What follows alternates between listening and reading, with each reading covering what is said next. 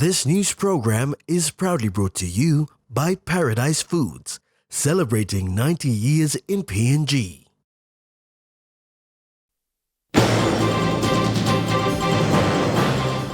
Public warned on the spread of false allegation.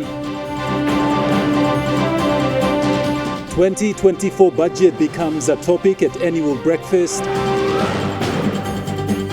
And concerns raised on the PNG LNG tax credit scheme.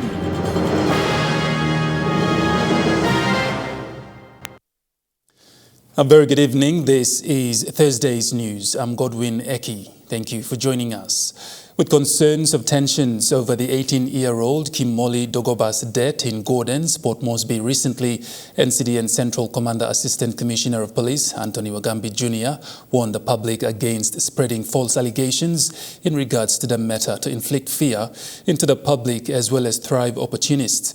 From Hela Province, late Kimoli Dogoba's body was found in the morning hours on Tuesday, 28th of this month at Gordons, Port Moresby, in the drainage opposite the Gordons police station. In a media conference today, Mr. Wagambi elaborated on the events leading up to the late Kimoli's death, expressing that the loss of life, especially as young and aspiring, was unfortunate. He added that there are currently individuals making false allegations, especially on social media, misleading to stir tension within the public. Mr. Wagambi also revealed that as a result, there were threats to police officers. Those people who have been issuing threats to kill police will be identified and they'll be dealt with. I'm not going to cause him fear because he got 2 plus side long something. Time you cause him fear long police can retaliate. Na bangarap yung malman, nothing. Time you cause him fear long all relatives long all the victim. All two can make him some trouble can come back in the police. Me bla cause him big level of city. The Assistant Commissioner advised that the immediate family of late Kimoli are collaborating with the police to ensure investigations are carried out effectively to bring about justice. He advised that officers involved have come forward and are under investigation. Investigation is in progress. Those policemen that have been implicated in this have been identified. They have come forward to the management and they are now under investigation. Mr. Wagambi further encouraged that normalcy should be maintained in the nation's capital, especially in the Boroko and Gordons areas, as public move to and from, especially for work and school. He added by appealing to the Hela community in Port Moresby, especially the community leaders, to refrain from causing trouble as investigations are underway. Online lo Hela, lo Moresby, plenty harim talk. One, so should I take advantage? Me ask you lo by stop because police may deal on them. Natasha Voy, National, Emtv News. Reiterating that there are few officers within the PNG Royal Constabulary that step out of line to give the whole force a bad name, the Metropolitan Superintendent for NCD, Silva Sika, reminded the public that police officers are of the state, hence any attack on them or their immediate families will bring forth retaliation from the force. I want to warn the public that people who are coming up with this stupidity, this evil ways and doing it. The RPNGC, the Metropolitan Commander, Divisional Commander, we are ready, we are intact. And we are intact and we are prepared and ready to deal with any issues that emerges in the city. And mind you, when you are touching a policeman or the family or you enter in a barracks, you are on the fire. You are on the firing line. And this is my warning to anyone who is issuing threats to the police. We will not take this easy down our throat. Let this be a warning to anybody. I'm not directly saying this to the tribesmen of where the disease comes from. Maybe there are other people who are taking opportunities trying to take this.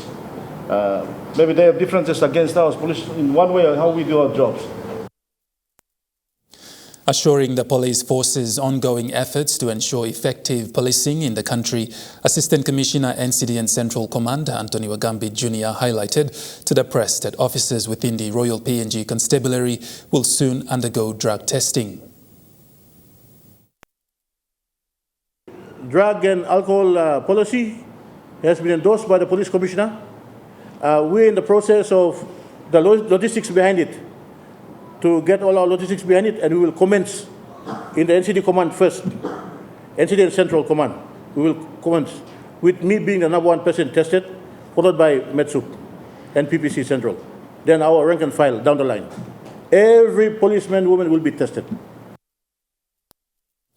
The Port Moresby Chamber of Commerce and Industry, along with Deloitte, hosted its annual budget breakfast this morning to give their insight on the government's 27 billion kina budget for 2024.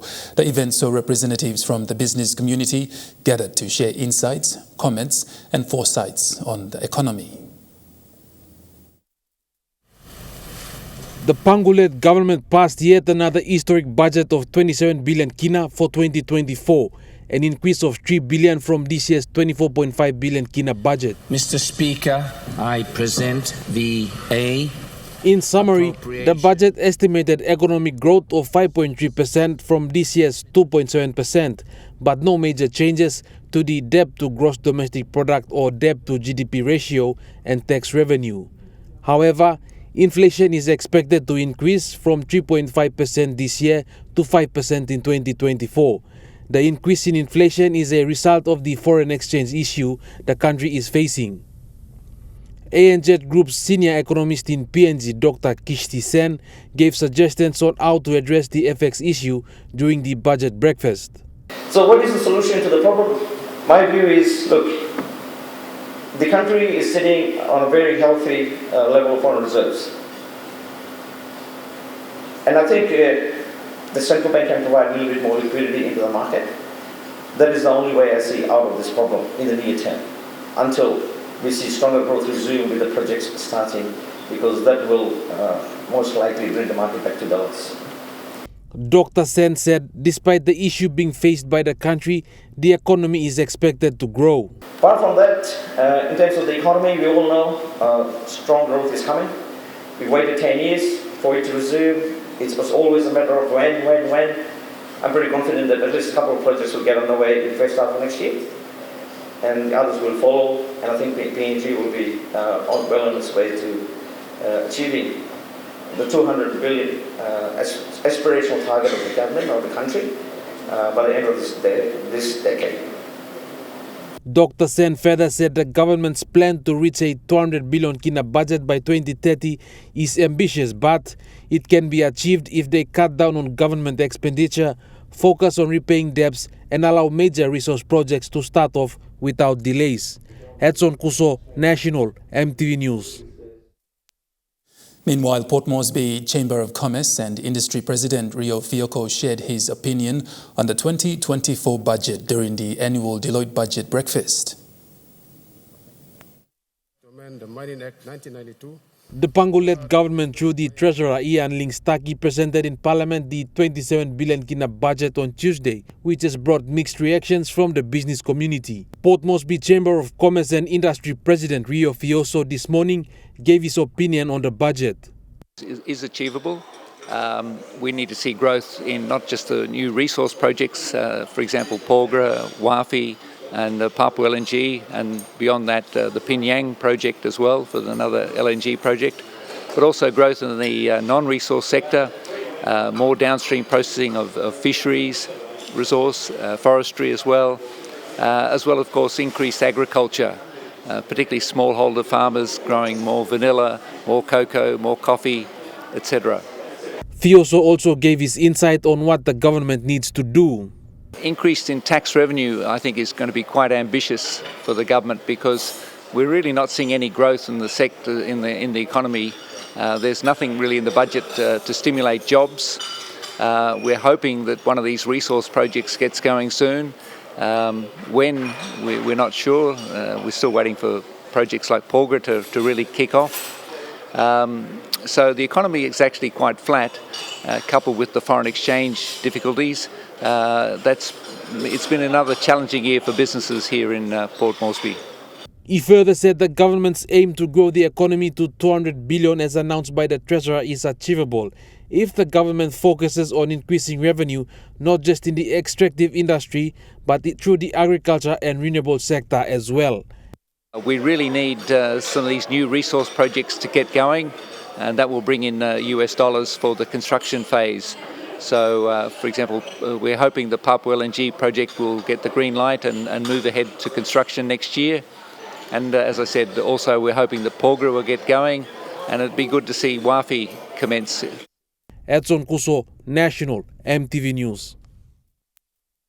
Governor for Southern Highlands Province William Powie raised a series of questions without notice regarding the PNG LNG tax credit scheme on the floor of Parliament yesterday.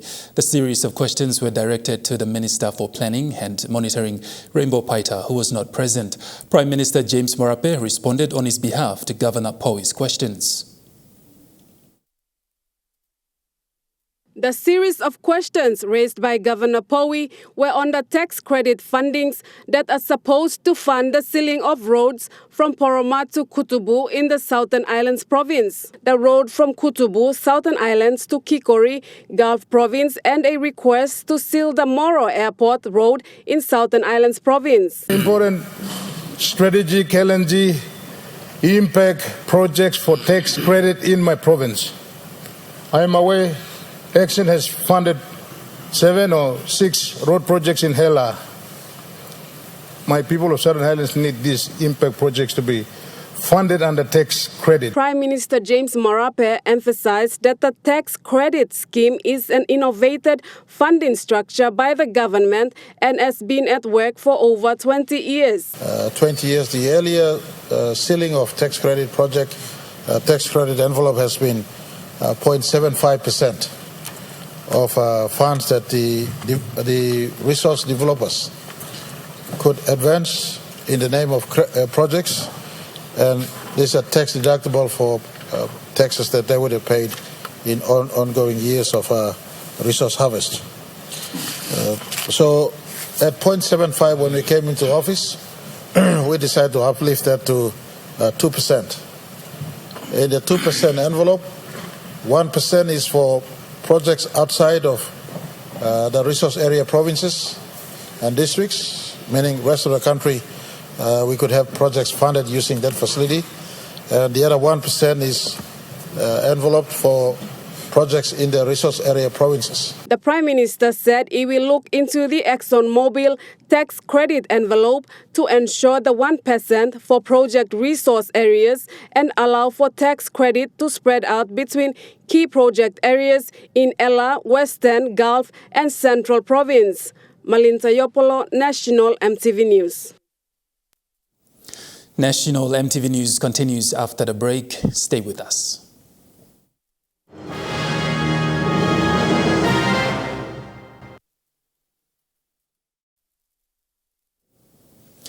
You're watching National MTV News. Prime Minister James Marape and Opposition Leader Joseph Lelang, including other members of Parliament, expressed their condolences on the passing of the member for Porgera Payala Open late Maso Karipe at today's Parliament sitting, while his casket lies in state.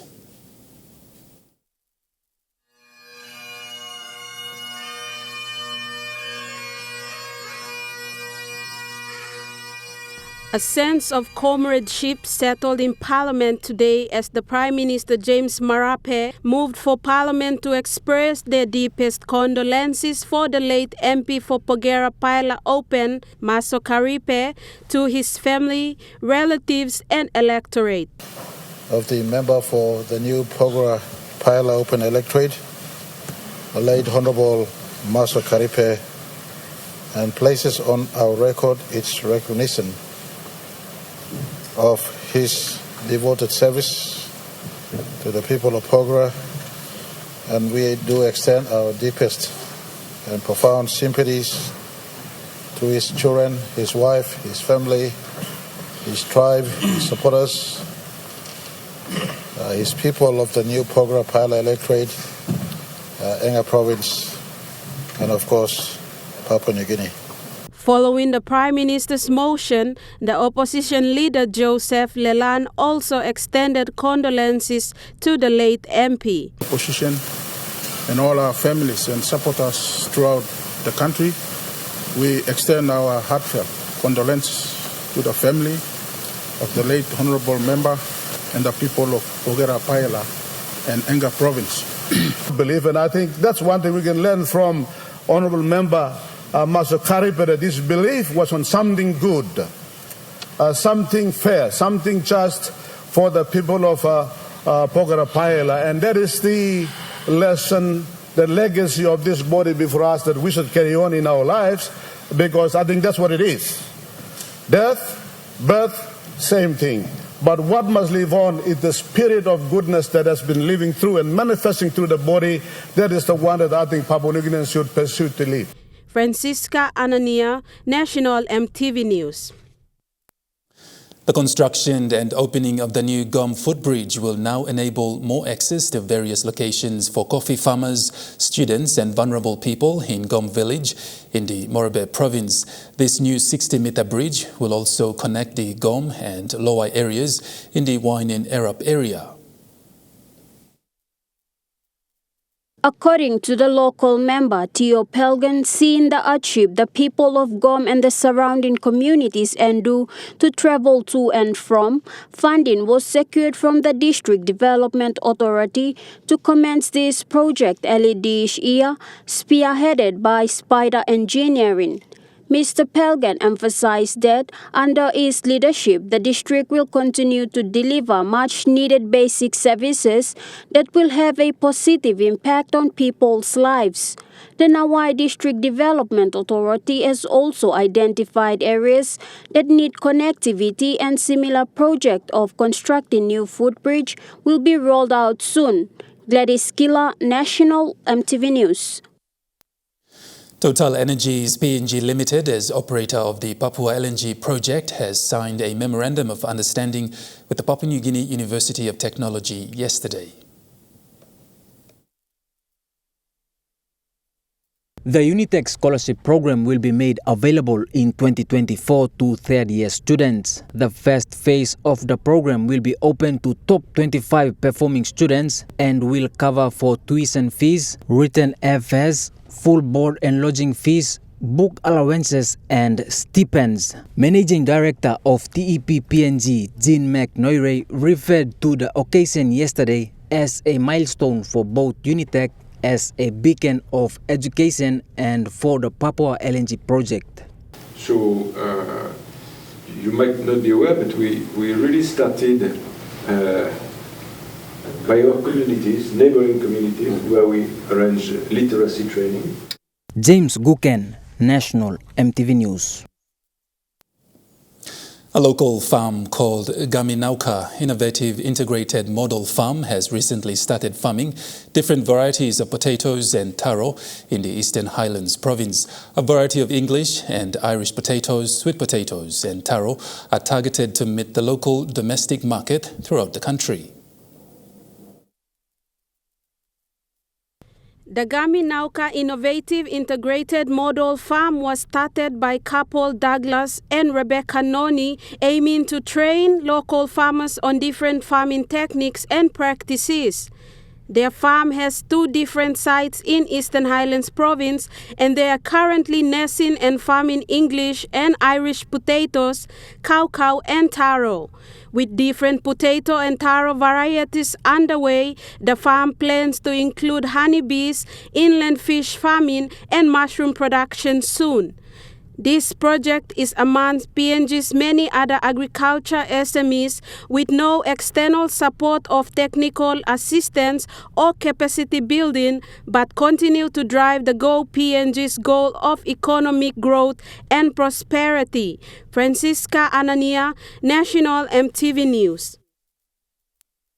And now looking at the Nest Fund market report, the Kina closed unchanged at $0.2685 US in the interbank market. At Bank South Pacific, your Kina was buying $0.2610 US, $0.3915 Australian dollars, $0.2302 euro, 38.4 Japanese yen. Looking at commodity prices at New York closed, gold is trading lower, coffee closed lower, cocoa closed higher, copra closed higher, palm oil closed lower, crude oil is trading higher, and copper closed lower. And on the stock market, the Dow Jones closed higher, the ASX 200 is trading higher, and the All Ordinaries is trading higher. National Emtv News continues after the break. Stay with us.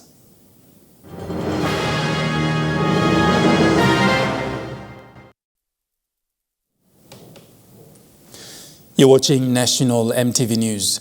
In line with the 50th anniversary of the National Broadcasting Radio, the member for North Bougainville, Francisca Semoso, during question time without notice, questioned the Minister for Communications and Technology, Timothy Masiu, regarding refurbishment plans for all radio stations in Papua New Guinea. North Bougainville MP Semoso stressed that she was appalled at the sight of the Port Moresby NBC radio station when she went there 3 weeks ago. She said the station is not what it used to be like 36 years ago when she was working with NBC. The only time too, Mr. Speaker, is the time you may look in importance belong this National Broadcasting Corporation is time belong vote. Time you may like him, but you may have me Ronald Semonemo. Me Ron Lawanem kind me number 5 or number 10 or number 2. That's a time you may look in the importance of the National Broadcasting Corporation. Mr. Speaker, ask him again. Minister, when I'm kind walk when I'm kind plane you got long all the radio station inside long Papua New Guinea. The Minister for Communications and Technology, Timothy Masiu, in response said there are works underway for the radio stations in all provinces of the country that have not had proper maintenance for a longer period of time. He added that there are plans to add new medium wave transmitters, which too have already been installed in Goroka for the Highlands region and in Waigani for the Southern region. The third and fourth wave transmitters will be installed next week in East New Britain province for the NGI region and Morobe province for the Momase region. Once on this 4 medium wave transmitters, mi pla sanapi mall, na mi pla switching mall on. Plenty hub inside the country, but we receive radio service belong National Radio belong NBC. Nupla office, na studio complex belong headquarters belong 5 mile. Me also minister been writing one pass along help him belong Australian government. Me give him some feedback, that's all you know, strong to mass. Long one thing, we believe also in a long time, but we can give him some feedback. Long only can help him. Long me play build him nupla office na studio complex long 5 mile. Also member ask him this pla house and me stop long pla time na am to walk long broke down na mi pagarap na mi no safe to mas long walk man Mary long use him. Malinta Yopolo, National Emtv News. PNG Ports Corporation Limited welcomed the partnership with Motor Vehicle Insurance Limited to monitor imported vehicles at the port yesterday. A sub-branch was opened at Motukea Port Facility just outside Port Moresby and one in Lae International Container Terminal in June. Business Development Manager of PNG Ports, Beverly Nelson, said the partnerships would see PNG Ports, MVIL and PNG Customs Services work together to ensure proper monitoring and regulation of imported vehicles and equipment. Chief Operations Officer of MVIL, Bafino Koi, said inspections will be carried out within the period cargoes are subject to PNG Customs inspections and before these are removed from the wharf or transshipped to other ports. Upon request, vehicles, mobile equipment destined for resource project sites and those imported by individuals and motor car dealers can be insured or registered after inspections at Motukea. James Guken, National Emtv News.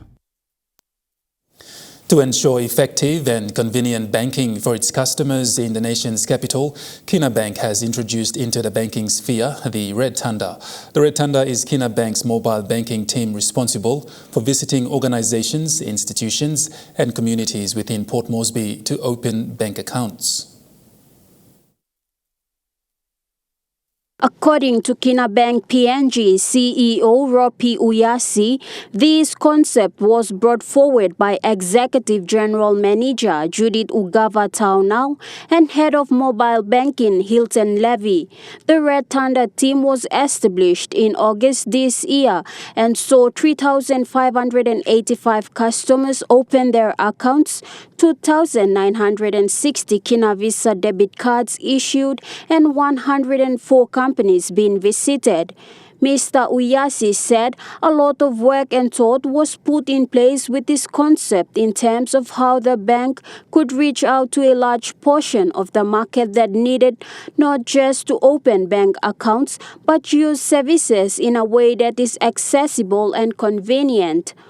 Organizations interested to have their staff open accounts with Kina Bank can contact Head of Mobile Banking Hilton Levy and schedule a time for the Tanda team to visit.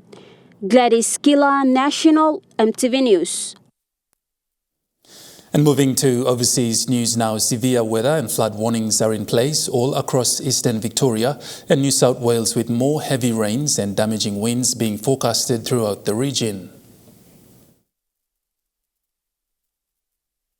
Yeah, conditions have eased here in Bega at the moment, thankfully.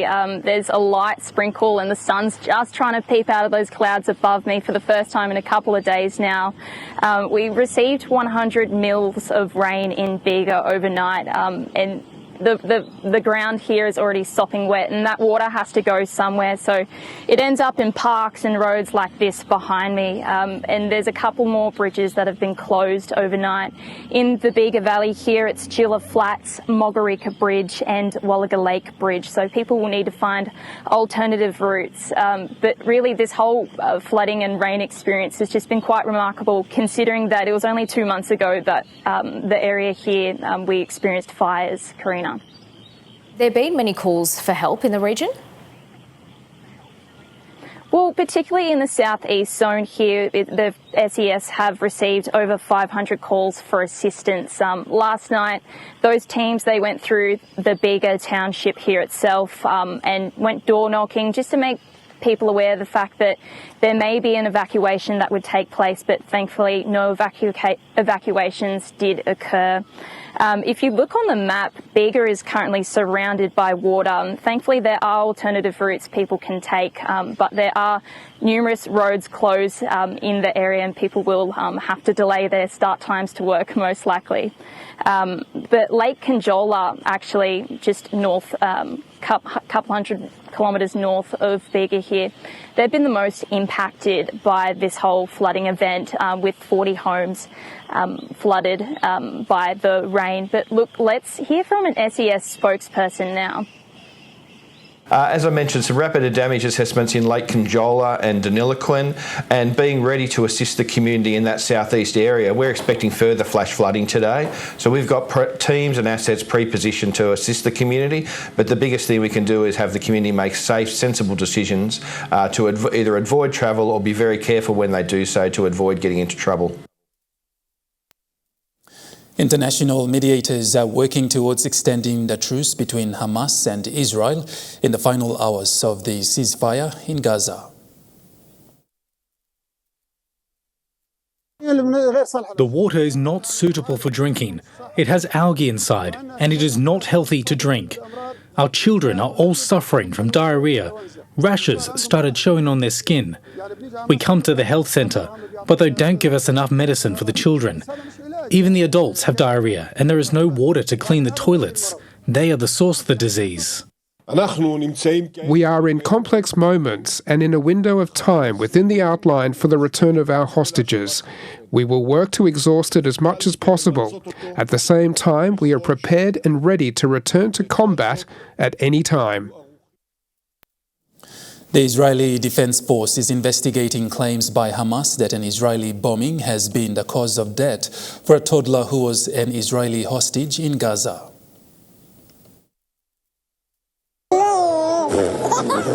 Baby Kfir. A nation has been waiting for him to come home. But tonight, a claim from Hamas that the 10-month-old was killed by Israel's bombardment of Gaza.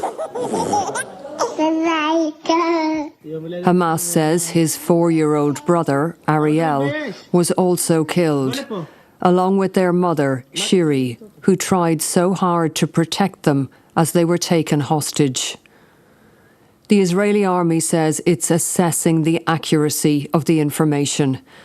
If true, it is devastating news for Israel and for relatives. And we talked to them. Just yesterday, a cousin was pleading for the children's release. We love them so much. They're a tiny baby that we hold and we pass between each other and we love him. And a child who loves to play with tractors, to dress up as Batman. Are they a threat to Hamas? They are young children. Their father, Yarden, was also taken captive. He may now be the only one left from his family. Among those still being held in Gaza, 21-year-old Mia Shem. She had to run for her life from this music festival. Then, last month, images from Hamas showing her with injuries. It's terrible, terrible situation. Now her mother, Karen, can only wait in torment, day after day. Mia is a warrior, and she's very, very strong and mature girl. And I do keep to this faith, but to wait every day for the call to tell me if she's on the list or not, it's terrible. And she won't be released today too. And it's like a Russian roulette. You don't know who will get out from there. So far, almost 100 Israeli women and children have gotten out and been reunited with their families. You're watching National Emtv News. Trukai Sports is next. Stay with us.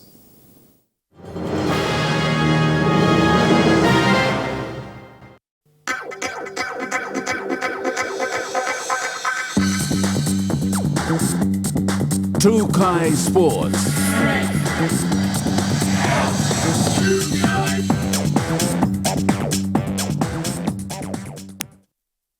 Welcome to Trukai Sports. Team PNG athletics team yesterday dominated the tracks in the men's 400 meters, one of the strongest events that PNG always looks forward to. This is the 10th time PNG has sealed the 400-meter track event.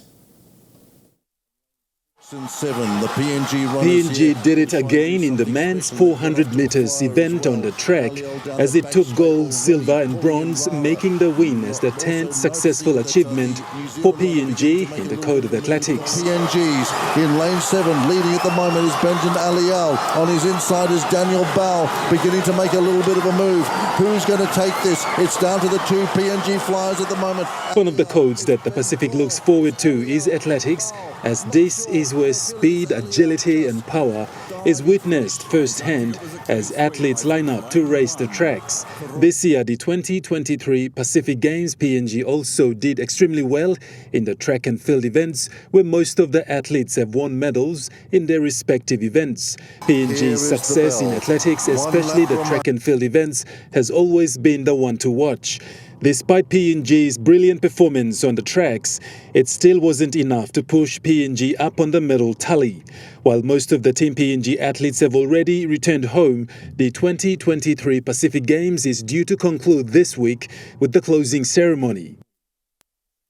Olympian and PNG international rep John Ume, having represented PNG at the Olympic Games, also participated at the Solomon Games representing the country. Is about that everybody's been waiting for. In the red corner, John Ume. One of PNG's top-performing athletes in the code of boxing has had his fair share of punches as he represented PNG at the Pacific Games in Honiara. Ume's starting to really work, isn't he? Good right hand, a good, beautiful right grip. Despite some good jabs and punches from Ume, Australia still maintained and had some pretty good blocks, showing his experience against PNG's best. This round at all. A good tentative start from both. Oh, good right hand from the New Guinean. While Ume tried all his tricks in the ring in all 3 rounds, and while hopeful of his performance, the win was awarded to his opponent. Unfortunately, Ume didn't pick up any medal for the country. One of the most outstanding Pacific Island country in the region, New Caledonia, has always produced top-performing athletes who continue to show great results. Since the start of the Pacific Games with the opening ceremony in Solomon Islands, New Caledonia proved its dominance once again as always.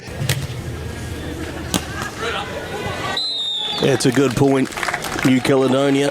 Despite the team sports, New Caledonia has always performed outstandingly well in swimming, collecting gold in the individual races as well as medleys, which has always proved New Caledonia's performance, taking them to the forefront on the medal tally. As one of the strongest performing teams, New Caledonia collected medals equally in various sporting codes, outsmarting some of top teams at the Pacific Games. With less than 2 days to go before the Pacific Games concludes, Team New Caledonia has already started celebrating as per the medal tally showing. The 2023 Pacific Games is due to end this week.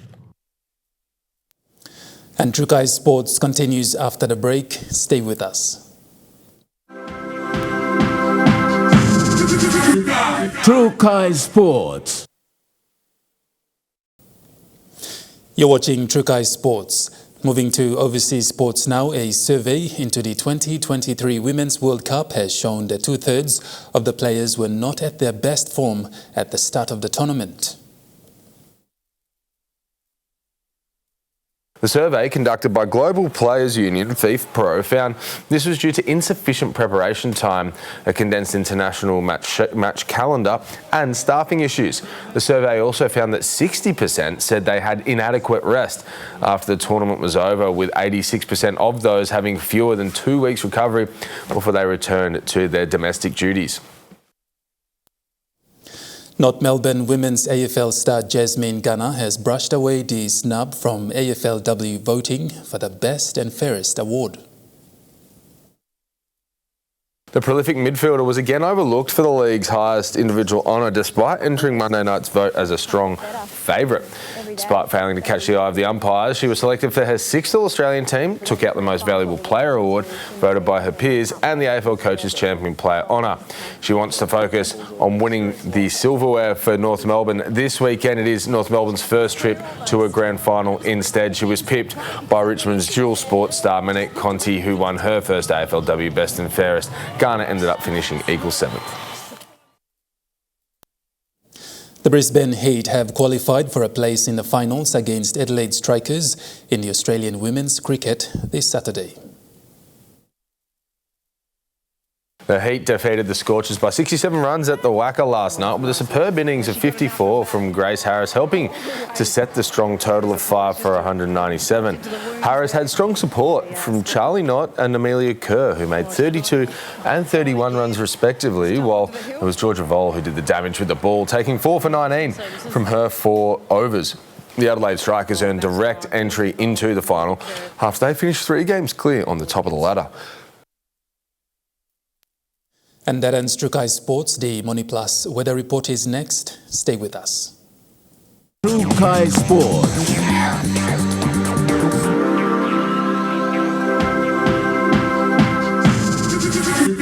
Trukai Sports.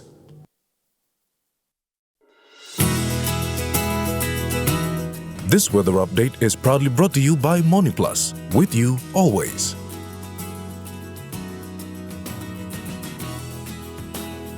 Weather forecast for the next 24 hours. Southern region, Port Moresby partly cloudy with possible overnight drizzle. Popondetta cloudy with rain showers and possible thunderstorm. In the Momase region, Lae partly cloudy with possible few showers. Vanimo cloudy tonight with morning brief showers. In the New Guinea Islands region, Lorengau mostly fine. Buka partly cloudy with possible few showers. And in the Highlands region, Mount Hagen, Mendi and Wabeg, partly cloudy with rain showers and possible thunderstorm tonight, then morning fog.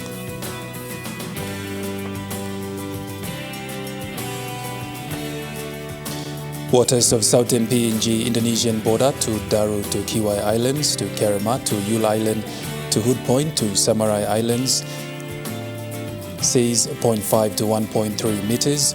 Waters of Samarai Island to Cape Vogel, to eastern and western Milne Bay Islands, seas 0.5 to 1.5 meters. Waters north of Cape Vogel to Ewan Gulf, to Finschhafen, seas 0.5 to 1 meter.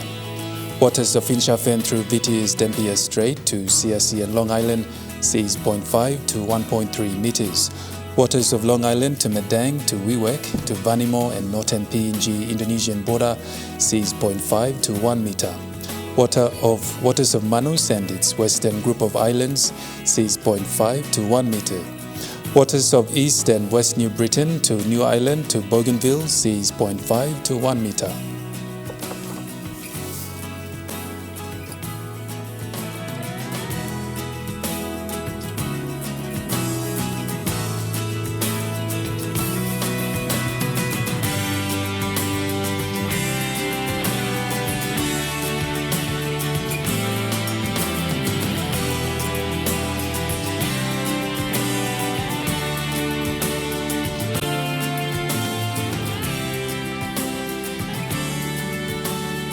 And looking at the ocean forecast, Coral Sea sees slight east to southeast winds of 10 to 15 knots. Solomon Sea sees slight to moderate southeast to southwest winds of 10 to 20 knots. Bismarck Sea sees smooth west to northwest winds of 5 to 10 knots. And Pacific Ocean sees smooth southwest to westerly winds of 5 to 10 knots.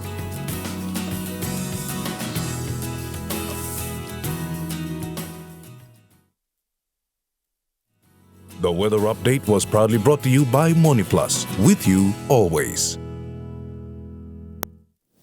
And that wraps up the news, sports and weather for Thursday, the 30th of November, 2023. From all of us here, pleasant viewing. Good night.